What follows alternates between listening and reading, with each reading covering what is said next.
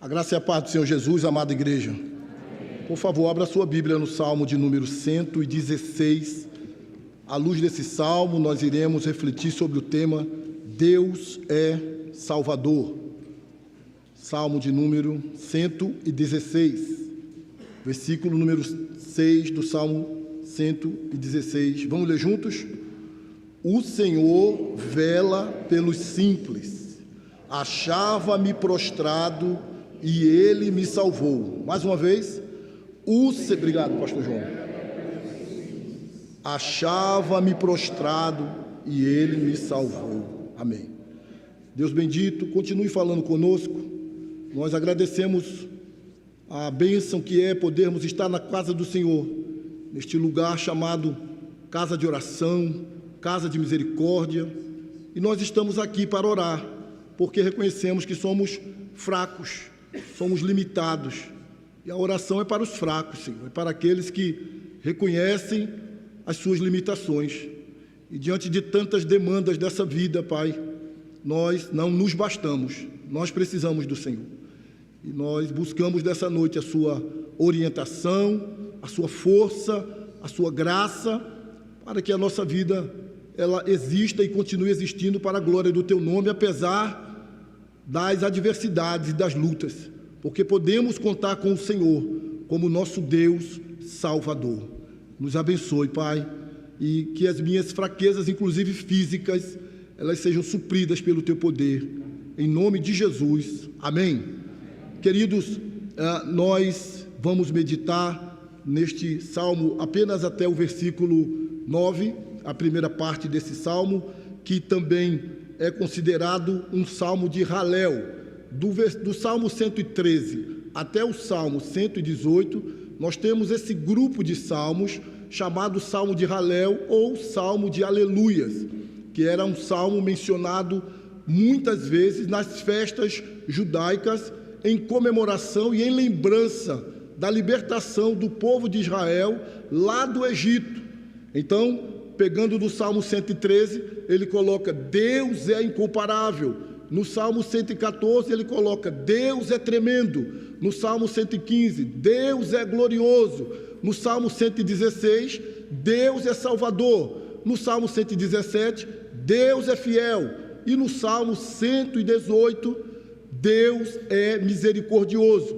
E a nossa temática é dentro do Salmo 116, que apresenta Deus como aquele que salva, e nós, o povo da aliança, o povo do Senhor, por vezes, e por muitas vezes, precisamos deste salvamento, desse livramento, desse socorro, dessa ajuda divina, e Deus também se apresenta assim para nós, o Deus que livra, o Deus que socorre, o Deus que auxilia, o Deus que salva das angústias, salva dos problemas, salva das adversidades da vida.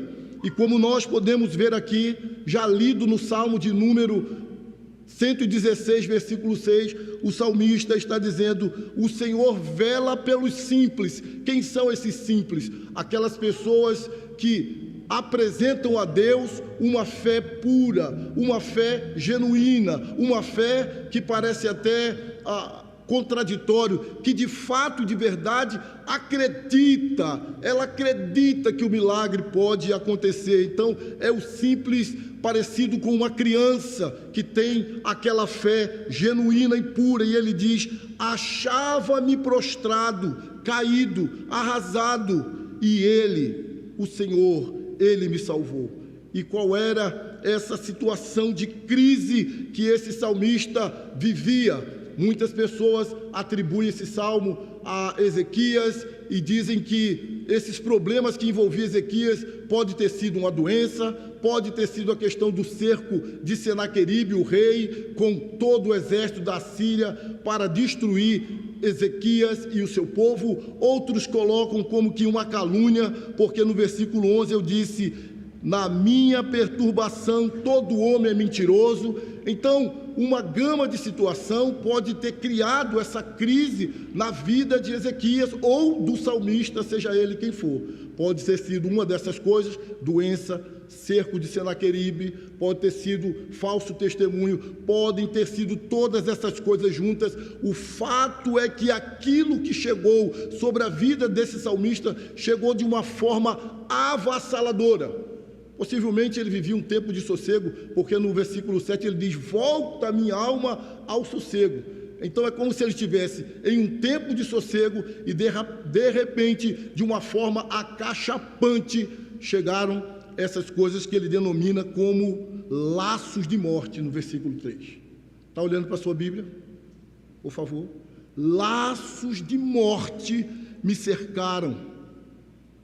Laços, armadilhas, redes, coisas externas, que às vezes você não consegue ver e não consegue perceber. Mas não parou em questões externas, porque ele diz: angústias do inferno se apoderaram de mim. Então veja, com certeza a maioria de nós conhece o que é angústia, uma tristeza, um abatimento, um desânimo, mas quantos de nós têm conhecimento do que é angústia do inferno? Mas não bastasse ser angústia do inferno, essa angústia do inferno se apoderou dele, entrou dentro dele, como se tentáculos da destruição, da morte, do inferno, se colocasse sobre esse salmista, impondo sobre ele uma situação avassaladora. E ele se encontrava assim, cercado por laços e dominado por uma angústia do inferno. E essas coisas bem difíceis, bem complicadas, levaram esse homem a cair em tristeza e em tribulação. Talvez nós não possamos dizer ao certo que tipo de situação foi essa, mas talvez você possa olhar para a sua vida e ver que tipo de situação tem trazido para você essa angústia, esse peso, essa dor, essas lágrimas, essa tristeza, essa depressão.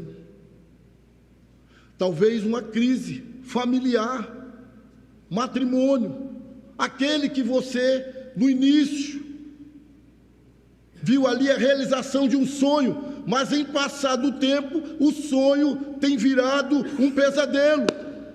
Aquele filho que quando nasceu, você chegou até a colocar um nome bíblico, mas depois de crescido, ele tem sido a razão das suas lágrimas. Aquela traição de um amigo íntimo, aquela injustiça, aquela calúnia, aquela difamação, ou aquela dor, ou aquela enfermidade, o que tem trazido para você aquilo que pode ser na sua vida uma angústia do inferno.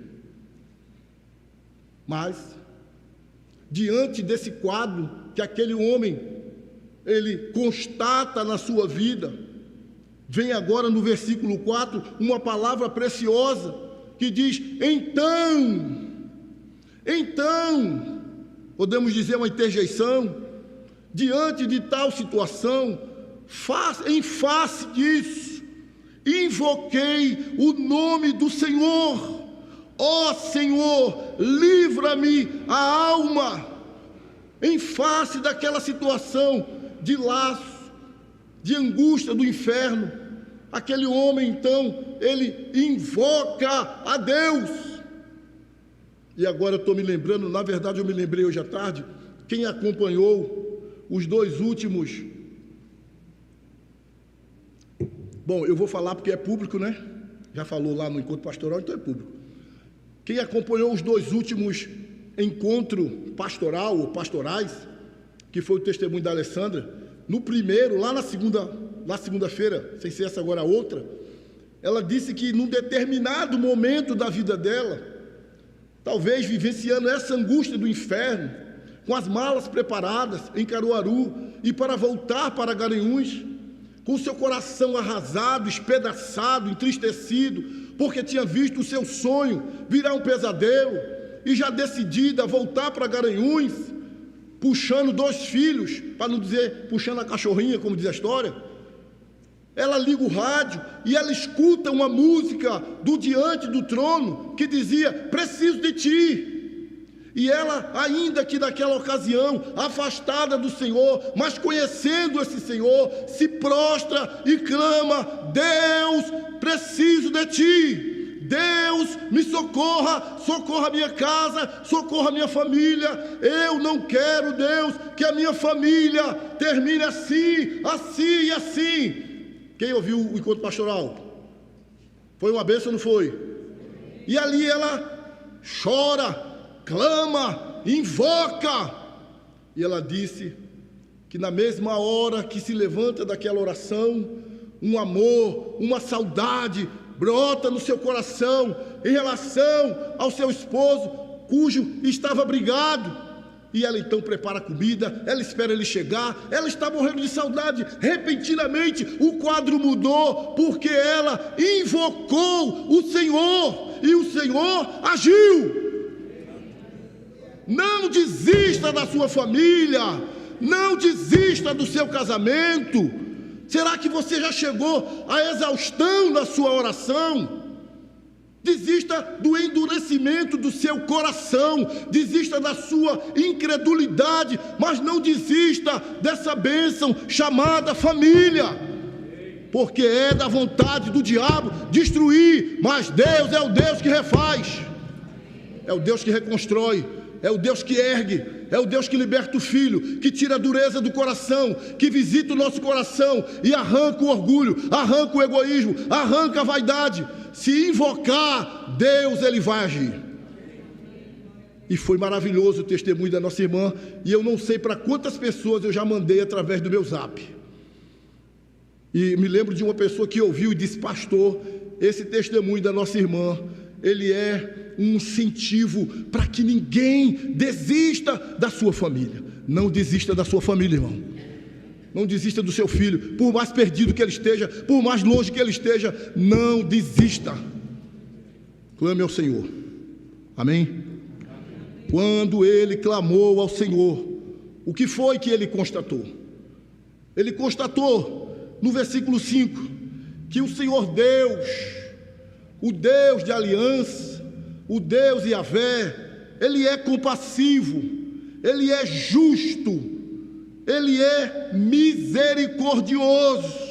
Ele constatou que o Senhor vela pelos simples, e ele diz: eu não achava-me apenas caído, como ele diz no versículo 3, mais do que caído. No versículo 6 ele diz: eu estava prostrado, eu estava arrasado, mas esse Deus Salvador, Ele me salvou. Deus é especialista em salvar histórias, salvar vidas, mudar quadro, reverter situações, porque Ele é o Yahvé, Ele é o Todo-Poderoso. Ele manda no céu, Ele manda na terra, Ele manda no coração dos homens, Ele manda no inferno. Ele é Deus Salvador.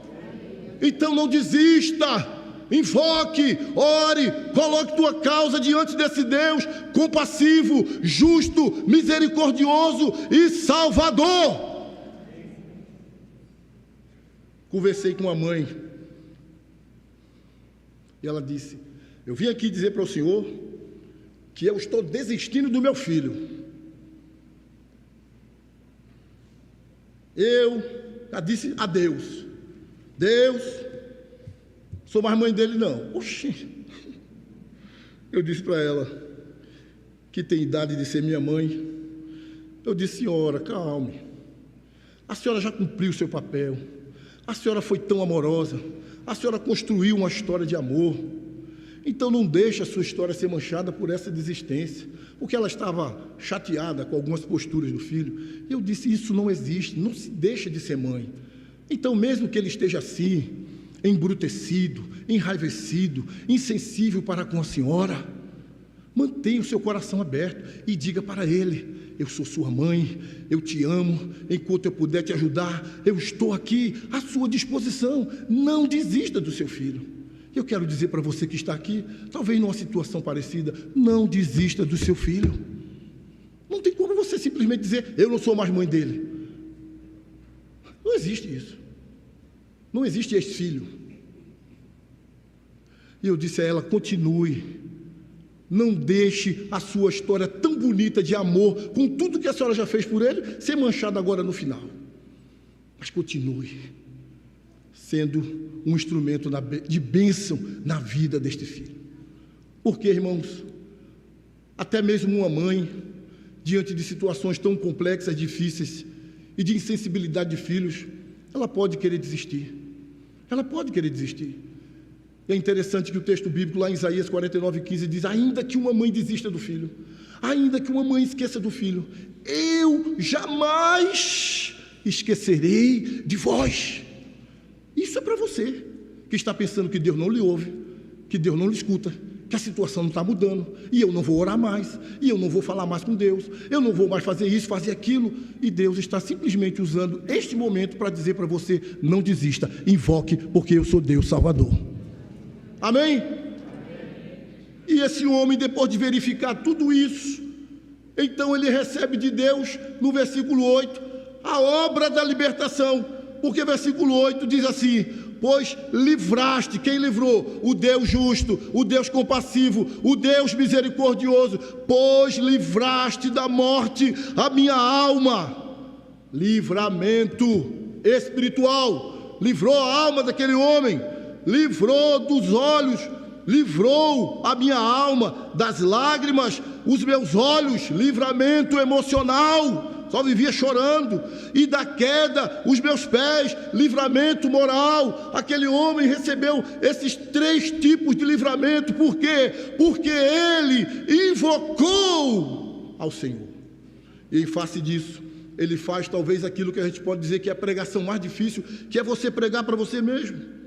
Em face dessa libertação, em face desse salvamento, em face desse socorro que ele recebeu, ele prega para ele mesmo, versículo 7, volta minha alma ao teu sossego, pois o Senhor tem sido generoso para contigo.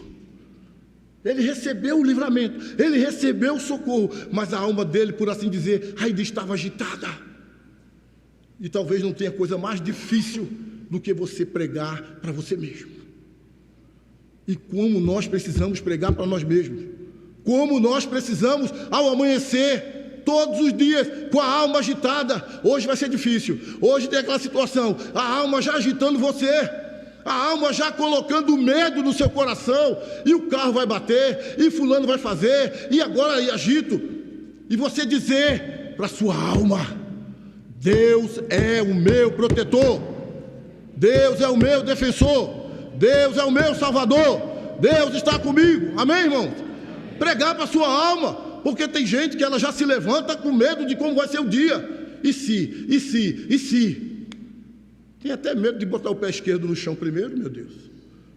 Pode acordar com o pé esquerdo, amém, irmãos? Isso é superstição. Pregar. Pregue para você mesmo. Não deixe o medo dominar o seu coração. Não deixe a dúvida dominar o seu coração. Não deixe o pessimismo dominar o seu coração. Mas pregue: o Senhor é o meu pastor. O Senhor é quem me fortalece, é quem me ajuda, é quem me sustenta. Pregue para você mesmo.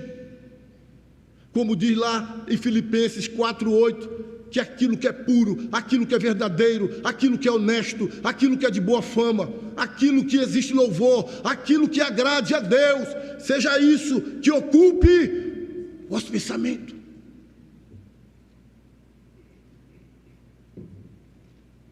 Tendo recebido esse livramento do Senhor, aquele homem salmista, pode vir o louvor, por favor, ele toma 3 resoluções. Grato a Deus, porque aqui é um salmo, sim, de gratidão pessoal, onde mais de 30 vezes ele fala sobre ele mesmo, na primeira pessoa. Grato a Deus por esse livramento, por esse socorro, por essa libertação, por esse salvamento, daquela angústia de morte, daqueles laços de morte, daquela angústia do inferno. Ele toma 3 resoluções. Primeiro, versículo 9, vamos ler juntos? Vamos lá? Andarei na presença do Senhor na terra. Ele decide viver em plena comunhão com Deus na terra dos viventes. Enquanto eu viver, eu vou buscar andar em comunhão com o Senhor. Investir tempo para ser assim com Deus. Enoque com Deus. Noé com Deus. Andarei na presença do Senhor.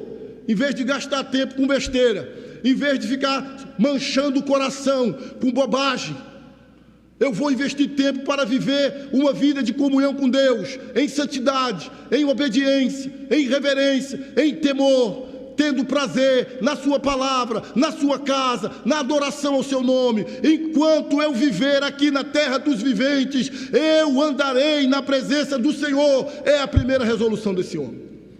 Mas outra resolução nós podemos ver no versículo número 2, que diz: porque inclinou para mim os seus ouvidos, invocá-lo-ei enquanto eu viver. Enquanto eu tiver vida, eu vou invocar a Deus. Perseverantemente, insistentemente, continuamente, abundantemente. Eu não vou desistir, eu vou invocar, eu vou clamar, eu vou chamar por Ele, de maneira perseverante, insistente, abundante. Eu vou invocar a Deus, porque Ele me ouviu, Ele me ouve, Ele me ouvirá. Ele inclina o seu ouvido e presta atenção no meu clamor, não obstante mais de 7 bilhões de pessoas no mundo, e pode ser que 2 bilhões ou 3 bilhões de cristãos estejam ao mesmo tempo invocando a Deus, a sua grandeza, a sua glória e a sua majestade. Permitem que Ele coloque o seu ouvido de maneira exclusiva para cada filho, e porque Ele me ouviu, eu vou invocá-lo durante todo o meu viver. Invoque a Deus, irmãos, porque a Bíblia está repleta de ensino de que se nós o invocarmos, nós descobriremos coisas grandes que nós nem imaginamos. A Bíblia diz no Salmo 50: invoca-me no dia da tua angústia, eu te livrarei e tu me glorificarás. Pede e te darei, bate a porta se abre, busca e encontra. A Bíblia nos incentiva a buscar a Deus, a chamar por Ele, a clamar por Ele. Você lê a Bíblia? Quem lê a Bíblia, diga mãe, levanta a mão, eu leio a Bíblia. Então você precisa ver isso na Bíblia, que Deus é o Deus que te chama para invocá-lo, para clamá-lo, porque Ele tem prazer em te responder, para que você possa glorificar o nome do Senhor. Por último, a resolução dele, terceira, é no versículo 1: amo o Senhor, porque Ele ouve a minha voz e as minhas súplicas. Eu vou amar a Deus de todo o meu coração, porque primeiro Ele me amou, Ele se compadeceu, Ele me ouviu, Ele me respondeu, e em resposta a esse amor, eu irei amá-lo. E quem ama, declara que ama. Quem ama, tem tempo para quem ama. Você tem tempo, irmão, para Deus? Para ler a Bíblia? Para orar? Para servi-lo? Para reunir-se na igreja? Quem ama busca agradar a quem ama. E esse salmista toma essas 3 resoluções. Eu vou viver em comunhão com Deus enquanto eu estiver na terra dos viventes. Eu vou invocá-lo durante todos os meus dias. E eu vou amá-lo enquanto eu viver. Ele é o Salvador. Ele é o Deus que salva. E a expressão dessa salvação se chama Jesus Cristo. E em Jesus você encontra alívio para a sua alma. E em Jesus você encontra perdão para os seus pecados. E em Jesus você encontra salvação plena e absoluta. Eu termino com as palavras do profeta mais messiânico de toda a Bíblia, Isaías 45, 22, se puder botar aqui.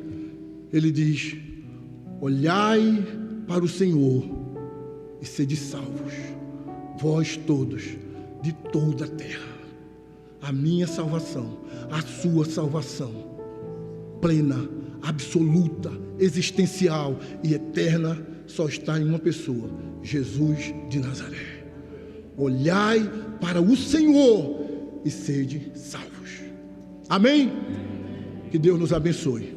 Pastor, eu estou vivendo um tempo de angústia, tirando meu sono, tirando minha paz, me perturbando, me entristecendo, mas eu creio que Deus tem socorro para mim no meio dessa angústia. Queria que você viesse aqui, por favor, para a gente orar.